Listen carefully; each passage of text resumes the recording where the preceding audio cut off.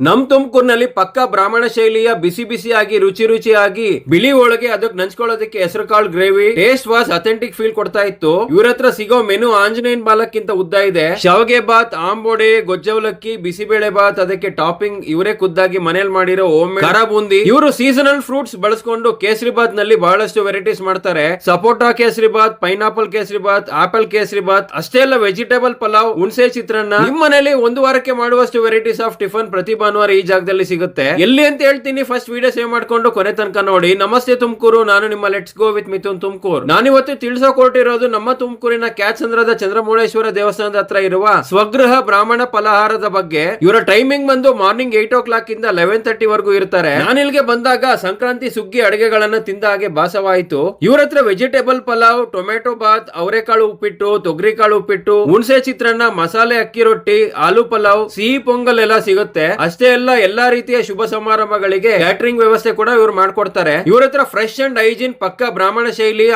ಎಲ್ಲಾ ರೀತಿಯ ಪುಡಿಗಳು, ಹುಳಿ ಪುಡಿ, ಸಾರಿನ ಪುಡಿ, ವಾಂಗಿಬಾತ್ ಪುಡಿ, ಬಿಸಿಬೇಳೆ ಬಾತ್ ಪುಡಿ, ಹುಣಸೆ ತೊಕ್ಕು, ಉಪ್ಪಿನಕಾಯಿ, ಚಟ್ನಿ ಪುಡಿಗಳು ಮತ್ತು ಎಲ್ಲಾ ರೀತಿಯ ಇವೆಂಟ್ಸ್ ಗಳಿಗೆ ಕ್ಯಾಟರಿಂಗ್ ಇವರು ಮಾಡ್ಕೊಡ್ತಾರೆ. ಇವ್ರು ಯಾವುದಕ್ಕೂ ಕೂಡ ಆರ್ಟಿಫಿಷಿಯಲ್ ಕಲರ್ಸ್, ಟೇಸ್ಟಿಂಗ್ ಪೌಡರ್ ಹಾಗೂ ಪ್ರಿಸರ್ವೇಟಿವ್ಸ್ ಬಳಸೋದಿಲ್ಲ. ಸೊ ನೀವು ಕೂಡ ವಿಸಿಟ್ ಮಾಡಿ. ನಿಮ್ಮ ಗ್ರೂಪ್ ನಲ್ಲಿರೋ ಬಕಾಸುರನ ಹೆಸರನ್ನ ಕಮೆಂಟ್ಸ್ ನಲ್ಲಿ ಮೆನ್ಷನ್ ಮಾಡಿ. ಇದೇ ರೀತಿಯ ಫುಡ್ ರಿಲೇಟೆಡ್ ಕಂಟೆಂಟ್ಸ್ ನನ್ನ ಇನ್ಸ್ಟಾ, ಯೂಟ್ಯೂಬ್ ಹಾಗೂ ಫೇಸ್ಬುಕ್ ಪೇಜ್ ಫಾಲೋ ಮಾಡಿ.